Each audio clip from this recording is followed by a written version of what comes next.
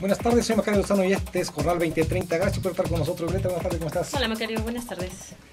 En el Congreso de la Unión, más bien en la Cámara de Diputados, está discutiendo la reforma laboral y esta reforma preocupa a vastos sectores del movimiento obrero porque parece que es regresiva y tiene cuestiones que son negativas para los trabajadores, sobre todo para sus conquistas, ¿no? Sí, una propuesta controversial que ya ha generado la molestia, la inconformidad de varios sectores, incluso protestas fuertes. Reclamos al gobierno de que bueno, esto va a beneficiar solamente a los empresarios y por eso quisimos ver la opinión pues de varios especialistas, de varios interesados en el tema y vamos a ver qué nos comentaron. Siempre y cuando se garantice un mínimo de 8 horas, porque ahorita son 1010 artículos, entonces querían reformar 419. Hay en la mesa de debates 82 artículos, donde se respeta la autonomía sindical, la contratación colectiva y el derecho de huelga. Esas deben desaparecer, deben de quedarse las serias, porque, por ejemplo, hay un consorcio empresarial que finge tener prestadores sociales, por decir algo, y tiene 20, 30, pero son de ellos. Mire, no tendría yo una opinión por el pago por horas, o sea, si este es un esquema que pueda funcionar en México, pues me parece muy bien. En el tema del outsourcing sí creo que será muy importante revisarlo, son esquemas que las empresas han diseñado para eficientar sus procesos, pero también es importante, no digo que no deban estar, lo que sí digo es que se debe velar por los derechos y garantizar los derechos de los trabajadores, que eso sería la clave. Todo que hay contratos de pronto muy cortos que inhiben la antigüedad del trabajador. Si tenemos contratos de 3 meses y con eso se corta la relación laboral para volver a iniciar, pues lo que genera es una falta de prerrogativas, una falta de apoyos y derechos que legalmente el trabajador tiene, y creo que es la parte que habría que vigilar. Bueno, son mecanismos también que existen y con los cuales estamos compitiendo, porque existe una gran flexibilidad en otras regiones del mundo en donde el pago al trabajo se hace por la vía de horas, por la vía de productividad o utilizando estos mecanismos del outsourcing, que son buenos mecanismos, pero en los cuales también hay que decirlo, se ha estado abusando, y eso es lo que está combatiendo en este momento el gobierno federal y básicamente Hacienda, lo que puede ser procesos que simulan ciertas actividades y entonces mediante el uso del outsourcing en realidad le dan la vuelta a pagos fiscales y a cobertura de prestaciones, pero en sí el outsourcing es un mecanismo que sí funciona y ahorita lo que debería hacerse es normarlo adecuadamente, especificar adecuadamente en qué actividades nos va a servir y en cuáles no, para evitar precisamente el darle la vuelta al pago fiscal y darle la vuelta al pago de la seguridad social. Está bien, porque hay, por ejemplo, una ama de casa que quiere trabajar, que tiene toda la tarde desocupada y quiere trabajar como secretaria o como profesionista o como empleada, alguna cosa por el estilo, va a trabajar 2, 3, 4 horas, creo que está bien.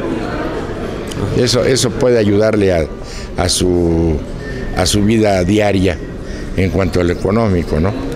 No desatiende el negocio, no desatiende su hogar y su familia, que es lo principal. Outsourcing necesitamos verlos. Tienen que estar muy apegados a la ley para poderlos aceptar. Hay outsourcing que no tiene ninguna calidad moral para estar en la empresa. Entonces nosotros invitamos a todos los empresarios que antes de firmar con un outsourcing, pues tomen nota y investigación sobre ellos. Vemos ahorita que también está ahorita en la Cámara Federal una iniciativa de reforma laboral donde se pretende legalizar los famosísimos outsourcing. Los famosísimos outsourcing lo único que van a venir es a precarizar el trabajo en el empleo, pero además lo más delicado es que un trabajador ya no va a tener estabilidad en el trabajo, ya no va a tener derecho a la salud y ya no va a tener ni siquiera derecho a una jubilación digna. Si no encuentran empleo en unas empresas, pues por lógica se van al empleo informal, porque yo les decía ayer en el Congreso Federal, un trabajador que gana 60 pesos al día, en la actualidad no puede vivir con 60 pesos al día. El outsourcing indica que el trabajador sería contratado hasta por horas y por días, y la pregunta es si los contratan por horas, si el salario mínimo es de 60 pesos, digo, ¿cuánto les van a pagar por 3 o 4 horas que los contraten? Si les van a pagar en dólares, pues puede que esté muy bien, ¿no? Pero lo dudo, son sueños guajiros. Creo que esta reforma laboral parte de un supuesto falso en el sentido de que en México la economía no crece porque la ley laboral es mala, por la ley laboral no incentiva la inversión y la contratación de trabajadores. Yo creo que eso es falso. México tiene uno de los salarios más bajos del mundo y también las prestaciones, la verdad que no son grandes como para que puedan desalentar la inversión. Yo creo que esto es falso. Lo que pasa es que se quiere legalizar una situación que ya es de por sí perjudicial para los trabajadores, ¿no? Y una situación que de por sí ya se está dando. En realidad las personas, los trabajadores, ya son contratados lamentablemente por horas, ya son contratados por honorarios, como se conoce. Esto es para que no generen derechos, no hacer un contrato, a pesar de que la ley establece que se tenga que hacer. Y con esto pues pierden prestaciones, pierden antigüedad. Yo creo que una economía en la cual los empresarios solamente pueden tener ganancias, utilidades y seguir adelante castigando los salarios del trabajador, porque esto tiene que ver con las condiciones de vida de los que trabajan, de los que están al servicio de la entidad privada. Yo creo que no es una economía sana ni es una economía conveniente. Aquí tienen que buscar es elevar la productividad y ser competitivos y también pagar buenos salarios. Una reforma que nada más conduzca al mayor empobrecimiento de una clase ya muy pobre, pues yo creo que es negativa desde el punto de vista social, de la estabilidad social y de las tensiones sociales, ¿no? Porque además no se ha podido terminar con la pérdida del poder adquisitivo, se mantiene, el salario mínimo, como todos saben, no crece, no es el hecho de que se esté además estableciendo también, pues muchas veces es más bien una limitante, es irrisorio pensar en un salario mínimo que, bueno, aquí en el Valle de Toluca viene siendo como de 56.7 pesos diarios, que en realidad no alcanza para nada. Y si, como dice por ahí un líder obrero, lo quieren pagar por hora, imagínense, vale 56 pesos, dijiste tú más o menos, aquí, ¿no? en el Valle de Toluca, por 60 8 son como más o menos, quizás menos de 8 pesos la hora. Imagínense que si van a contratar por hora a alguien de salario mínimo por 3 horas, pues le van a dar 24 pesos al día. Pues yo creo que me parece que es absurdo eso que pretenden hacer, y qué bien que hayan decidido no aprobarla de inmediato y consultar a los sectores, incluso organizar foros para que se pongan los puntos de vista de todo, porque sí, efectivamente, así como está planteada, es una ley muy mala para los trabajadores, ¿no? Y para la propia economía en general, ¿no? Sí, porque como mencionan algunos representantes de gremios, de que bueno, la jornada de 8 horas, la verdad es que todo esto tampoco se cumple muchas veces. Los trabajadores en ocasiones laboran más de esa jornada, y aún así muchas empresas ya han cancelado todo lo que es horas extras, los pagos adicionales que se tendrían que estar pagando por ley, pero que ya no se hace con el pretexto de que no tienen dinero. Y bueno, los trabajadores, con tal de conservar su empleo, han estado soportando esto, han estado soportando que no haya aumentos, incluso bueno, también se ha recurrido a recortes, donde muchas veces las empresas también no dan la liquidación adecuada de acuerdo con la ley, dan lo que quieren.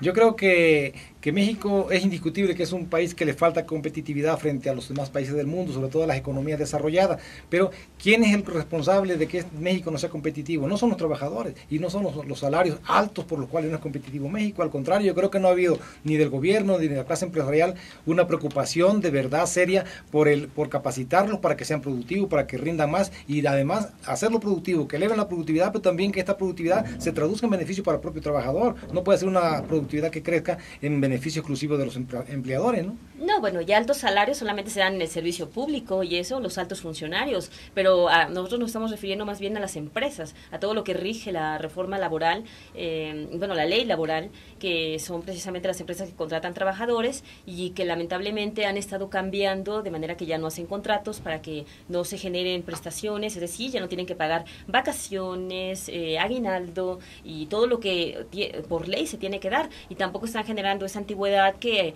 una vez que se cumple determinada edad les permite jubilarse. Todo esto se está cancelando. Sí, y eso es lo negativo de esta reforma que se está examinando y que estaba a punto de aprobarse, incluso iban a dar un albazo por ahí y afortunadamente no se hizo, pero sí tienen que ser muy responsables los diputados, sobre todo examinar bien dónde está el problema de la falta de crecimiento económico del país. No es en los salarios de los trabajadores, no son en las conquistas laborales que tienen los trabajadores que no crece el país.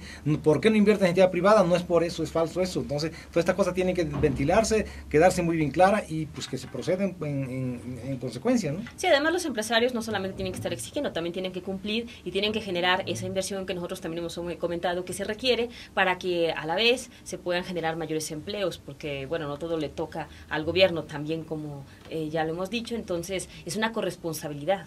Sí, es una cuestión delicada que si se aprueban los términos que está, pues va a causar muchísimos problemas, más de los que ya estamos, y además el mercado interno no se ve reactivar porque no hay poder adquisitivo de los trabajadores. Si le reduce el salario, menos poder adquisitivo va a haber para que se reactive el mercado interno, precisamente que es lo que se necesitan. Y fuertes protestas seguramente de los sindicatos, que evidentemente van a estar reclamando la pérdida pues de muchas prestaciones, de muchos derechos que se adquirieron. Así es.